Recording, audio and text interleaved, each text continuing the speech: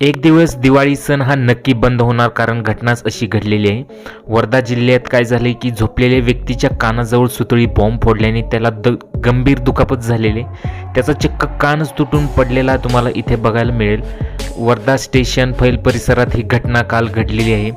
झोपलेल्या व्यक्तीच्या कानाजवळ सुतळी बॉम्ब फोडल्याने त्याला चांगलीच गंभीर दुखापत झालेली आहे. दिवाळी झाली तर अशा घटना घडतायच. नेमकं काय घडलं ते बघा.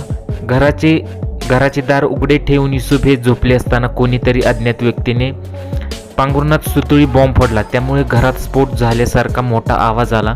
परिसरातील नागरिकांनी घराकडे धाव घेतली असता युसुफ खान पठाण यांचा आवाज उजवा कान खाली अर्धवट तुटून पडला होता आणि ब्लँकेट फटाक्यामुळे जळालं होतं.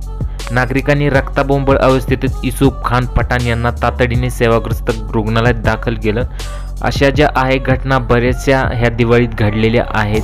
कुठेतरी जे आहे हे थांबायला पाहिजे, नाहीतर दिवाळी सण हा एक दिवस नक्की ना नक्की बंदच होणार.